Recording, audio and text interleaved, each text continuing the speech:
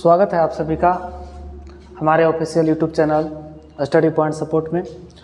तो पिछले हमने 2 लेक्चरों में देखा कि किस प्रकार से नंबर सिस्टम को विभक्त किया जाता है, बांटा जाता है। इसके बाद हमने देखा कुछ कॉन्सेप्ट हमने देखे हैं, किस प्रकार से रेशनल नंबर को फाइंड किए जाते हैं, किसी भी 2 संख्याओं के बीच, किसी भी पूर्णांक के बीच, किसी भी परिमेय संख्याओं के बीच।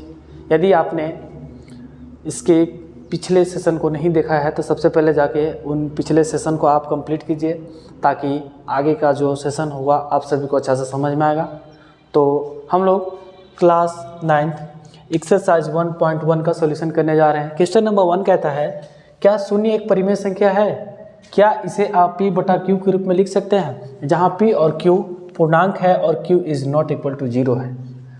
कहता है कि क्या ये जो 0 है, क्या इसे हम p बटा q के रूप में लिख सकते हैं? p बटा q दैट मीन्स हम जानते हैं कि p अपॉन q जो होता है वो होता है रेशनल नंबर।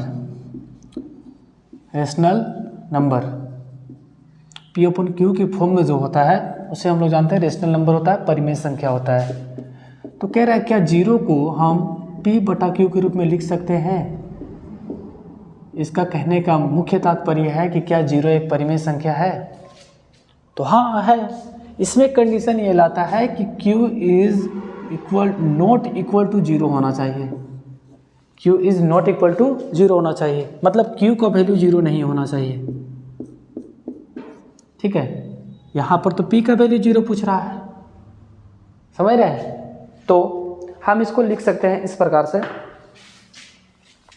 हम कह सकते हैं हाँ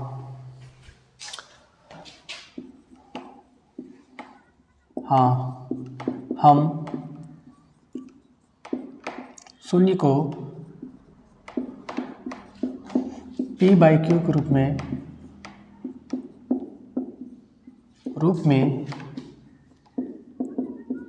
लिख सकते हैं,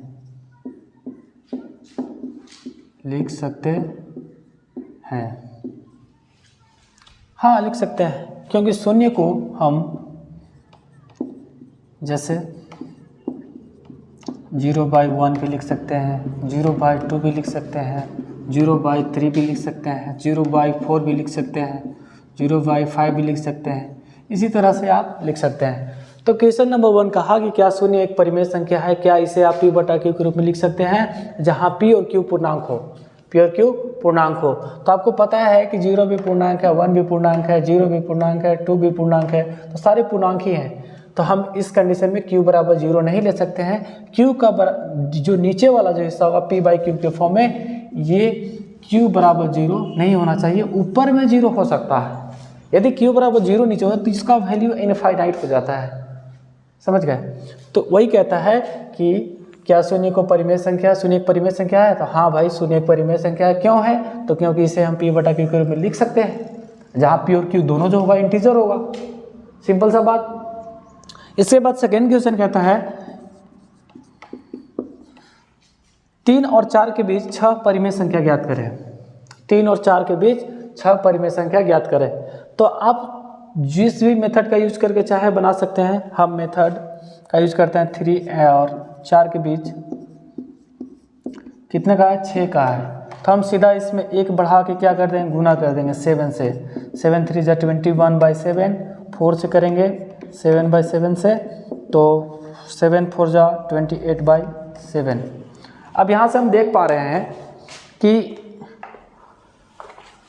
हम सभी के बीच परिमेय संख्याएं आ चुके हैं। जैसे 21/7 और 28/7 के बीच जो परिमेय संख्या है, तो हम यहाँ पे लिख देते हैं 3 और 4 के बीच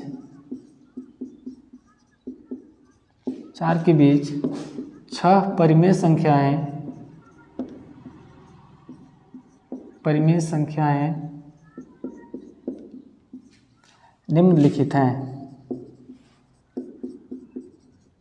निम्नलिखित हैं। 21 के बाद 22/7, 23/7, 24/7, 25/7, 26/7, 27, 7/7 1 2 3 4 5 6 ही तो ज्ञात करने थे ना, हो गया क्या? तो वही है, सीधा सा सिंपल सा नियम हम लोग यूज करेंगे जब परिमेय संख्या ज्ञात करना हो। जितना परिमेय संख्या ज्ञात करने के लिए बोलेगा उससे एक बढ़ा के गुना करके डिवाइड कर देंगे और उन सभी के बीच परिमेय संख्याएं हमारे प्रयुक्त हो जाएंगे। ये मेथड 1 से था, मेथड 1। अब इसी को हम मेथड 2 से ज्ञात करते हैं। 3 और 4, 3 and 4, 3 और 4। तो 3 और 4 के बीच हम लोग सीधा जानते हैं, दोनों को जोड़ के 2 से डिवाइड करते हैं r + s/2 के अकॉर्डिंग। तो 3 + 4/2 = 7/2, एक ये हुआ। अब हम 7/2 और 4 के बीच में कर रहे हैं, तो 7/2 + 4/2 1, तो इसका हो जाएगा 2 हो जाएगा, 2 और 1 का एलसीएम 2, तो 7 + 2 8/2, ये इससे हो जाएगा गुना, और इसके बाद 8 7 15/4, ये हुआ कंप्लीट। अब हम एक और मिला, अब इसके बाद फिर इसके और इसके बीच में फिर से ज्ञात करते हैं, 15/4 + 4/2, तो इस बार जो एलसीएम हो जाएगा क्या हो जाएगा 4, क्या हो जाएगा 4। अब इसके बाद हम यहाँ पे देख रहे हैं कि 4 एलसीएम हुआ, इसके बाद 4 1 जा 4, 15 प्लस क्या हो जाएगा 4 बार में 16। अब इसको ऐड करेंगे बाई 2, तो ऐड करो 31/4 2 जा 8, तो एक और हमारे पास रेशनल नंबर मिला 31/8। अब फिर से हम लोग 31/8 और 4 के बीच में करेंगे, 31/8 + 4/2, यहाँ से एलसीएम क्या हो जाएगा 4, तो हम देख पा रहे हैं, तो 4 हुआ, सॉरी 4 ने 8 होगा, तो 8 1 जा 8, तो 31 + 32 = 63/8, सॉरी यहाँ बटा में 2, तो 8 से 16 इतना हुआ। इसके बाद अब हम फिर से इसके और फिर से इस 4 के बीच में ज्ञात करेंगे, तो 63/16 + 4/2 1, एलसीएम 16, 63 + 16 4 जा 64 बटा में 2, तो यहाँ से हमें ज्ञात हुआ 4 3 7 और 6 6 12/32, ये हुआ 1 2 3 4 5, एक और बचा है। अब इसके और फिर से 4 के बीच में ज्ञात करेंगे, तो 127/32 + 4/2, तो यहाँ से हम देख रहे हैं कि एलसीएम क्या हो जाएगा 32 1 जा 32, 127 + 32 4 जा 8 12, अब ये बाई क्या हो गया बटा में 2, ऐड कीजिए 8 7 15 के 5 हासिल 1, 2 2 4 और 1 5 हासिल 1, 2 और 1 355 बटा में 32 दूना 64। तो ये परिमेय संख्या है हमारे पास प्रयुक्त हुए जो 3 और 4 के बीच, ये हो गया पहली परिमेय संख्या, दूसरी, तीसरी, चौथी, पाँचवीं और ये छठी। तो यहाँ से हम देख रहे हैं कि ये जो मेथड था वो सिंपल सा था, आराम से बिना ज़्यादा कैलकुलेशन के सीधा आ जा रहा था। लेकिन ये जो मेथड है r + s/2, इससे हमें ज़्यादा समय के साथ साथ बहुत ज़्यादा कैलकुलेशन भी पड़ रहा है। तो हम लोग ज़्यादा तरीके से कोशिश करेंगे कि इस मेथड का यूज करें, जितना जल्दी हो सके क्वेश्चन को आराम से सॉल्व कर सके। इस मेथड में आप देख पा रहे हैं बहुत ज़्यादा कैलकुलेशन है, जिसके कारण हो सकता है कहीं छोटा बहुत मिस्टेक हो जाए, जिसके कारण सारा का सारा हमारा किया धरा पे पानी फिर जाता है। हुआ ना, पता चला कि लो इतना हम किए भैया, करते करते पता चला 1 प्लस की वजह से यहाँ जोड़ने के जगह 2 1 3 हुआ, 3 3 6 और 3 2 1 3 की जगह हमने 2 लिख दिया, बात खत्म, खलास। तो ये सारे आपको देखने होंगे वहाँ पे। तो ये कैलकुलेशन मेथड है, थोड़ा लॉन्ग है, लेकिन ये सीधा आप लोग जानिए जितना ये ज्ञात करने के लिए बोलेगा उसको एक ऐड करके उसको गुना करके उससे डिवाइड करेंगे और आपके पास परिमेय संख्याएँ उपस्थित हो जाएंगे। पॉज दो video, note it down.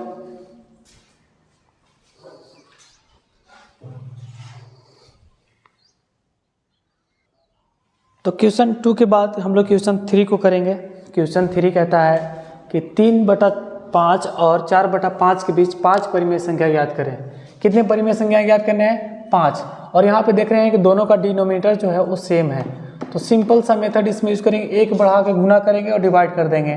3/5 into 5 ज्ञात करना है 6/6 इज इक्वल टू 6 3 ज़ा 18/6 5 ज़ा 30।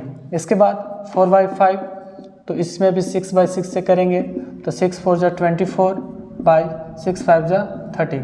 अब हम देख रहे हैं यहाँ पर कि 18/30 एंड 24/30 के बीच हमारे पास 5 परिमेय संख्याएं आ चुके हैं। तो हम कह सकते हैं 3/5 और 4/5 के बीच 5 के बीच 5 परिमेय संख्याएं, 5 परिमेय संख्याएं निम्नलिखित हैं, निम्नलिखित है जो ये हैं। देखो 18/30 के बाद 19/30, 20/30, 21/30, 22/30, 23/30।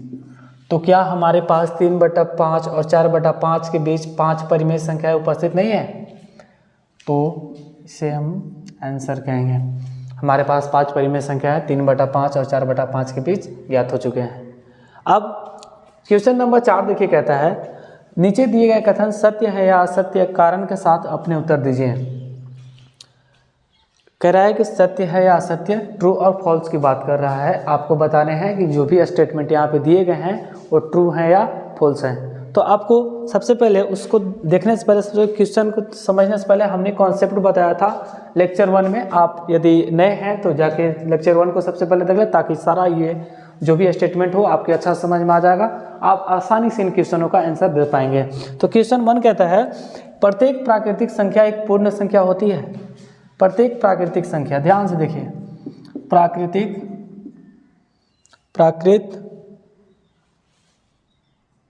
संख्या और पूर्ण संख्या, प्राकृतिक संख्या और पूर्ण संख्या। हम बताए थे कि प्राकृतिक संख्या जो स्टार्ट होता है 1 से होता है, 1 2 3 4 5 6 डेट्स इनफाइनाइट, और पूर्ण संख्या जो आरंभ होते हैं वो 0 से होता है, 0 1 2 3 4 5 6 इज इक्वल टू, ये इनफाइनाइट तक होता है। तो यहाँ से हम देख पा रहे हैं कि कह रहा है कि प्रत्येक प्राकृतिक संख्या एक पूर्ण संख्या होती है। हम देख रहे हैं कि सारा का सारा काउंटिंग डिजिट है वो पूर्ण संख्या में इन्वॉल्व है उपस्थित। तो कह सकते हैं कि सारे के सारे जो प्राकृतिक संख्याएं होते हैं वो पूर्ण संख्या होते हैं। तो लिख सकते हैं आंसर सत्य, क्योंकि पूर्ण संख्या सभी प्राकृत संख्याओं का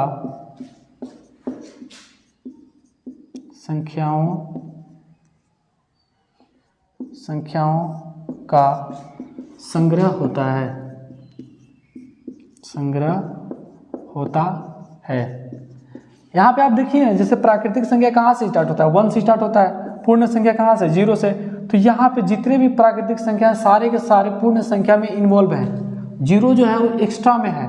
तो हम यहाँ से देख रहे हैं कि सारे के सारे जो प्राकृतिक संख्या है वो क्या है, पूर्ण संख्या है। सेम वही बात को हमने यहाँ पे लिखा, सत्य है यह कथन, क्योंकि प्रत्येक जो पूर्ण संख्या है वो सभी प्राकृतिक संख्याओं का संग्रह है, सभी प्राकृतिक जो संख्या है उसका संग्रह है। सेकेंड स्टेटमेंट कहता है प्रत्येक पूर्णांक एक पूर्ण संख्या होती है। प्रत्येक पूर्णांक की बात कर रहा है। तो पूर्णांक को देखिए, पूर्णांक हमने कहा था पूर्णांक जो होता है उसके 3 टर्म, 0, ये हो गया पॉजिटिव, ये हो गया नेगेटिव।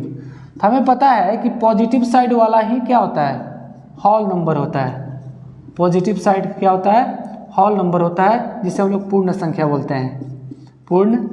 बोलते हैं। लेकिन यहाँ पे इंटीजर की बात कर रहा है, पूर्णांक की बात कर रहा है, तो पॉजिटिव नेगेटिव सारे इंटीजर्स ही होते हैं, लेकिन पूर्ण संख्या नेगेटिव में नहीं होता है। तो ये जो कथन है वो क्या हुआ, असत्य हो गया, गलत हो गया, फॉल्स हो गया। तो तो हम कह सकते हैं असत्य, क्योंकि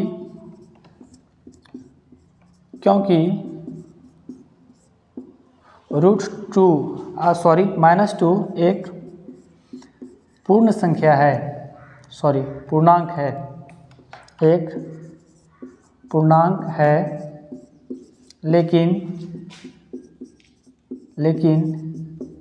यह पूर्ण संख्या नहीं है, पूर्ण संख्या नहीं है। तो यहाँ से हम देखा पूर्णांक जो होता है वो नेगेटिव और पॉजिटिव दोनों होता है, लेकिन पूर्ण संख्याएं कहाँ से होती है? 0 से पॉजिटिव होती है, 0 से पॉजिटिव की ओर होती है, लेकिन पूर्णांक जो होता है वो नेगेटिव भी होता है। तो ये पूर्ण संख्या जो कहता है कि महाराज हम खाली प्लस वाला में रहेंगे, हमें माइनस से कोई मतलब नहीं है, लेकिन पूर्णांक कहता है कि मेरा तो सब कुछ है, मैं पॉजिटिव हूँ, मैं ही नेगेटिव हूँ।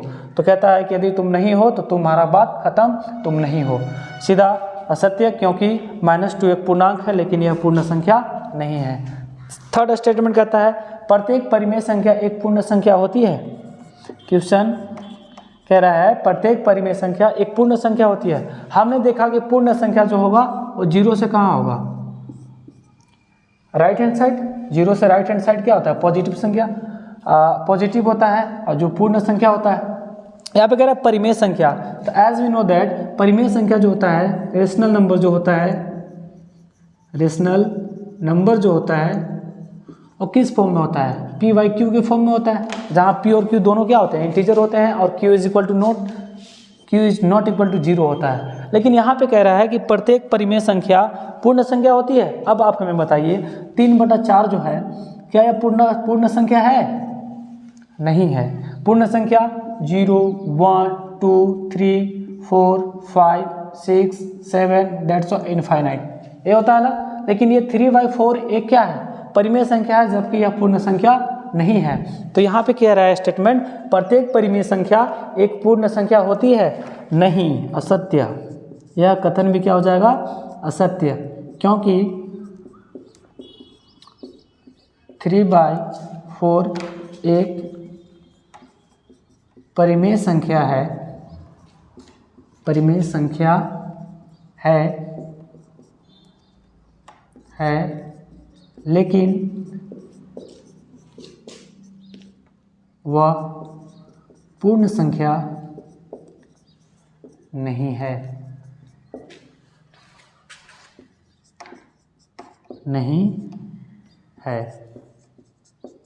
तो ये एक्सरसाइज 1.1 का संपूर्ण सॉल्यूशन आप सभी के सामने उपस्थित रहा, और अगले क्लास में हम लोग अगले कॉन्सेप्ट के साथ इस चैप्टर के हम लोग हाजिर होंगे। तब तक आप सभी का दिन शुभ हो, और आप अच्छे से पूरे क्लास में जो भी होमवर्क, जो भी क्लास में सेशन चला उस सभी को कॉपी में नोट करें, अच्छा से बनाते जाए, ताकि आपके माइंड में हमेशा से बना रहा। ये ना कि बस आए देखे और चले गए, कोई फ़ायदा हुआ ना, तो टाइम पास नहीं करना है। आप लोग जब भी पढ़ने बैठिए तो कॉपी कलम साथ में लेके बैठे, और अच्छी तरह से जो सिखाया जाता है, जो बताया जाता है, आप उसके ऊपर कॉन्संट्रेट करें और उसको बनाने का काम करें। धन्यवाद।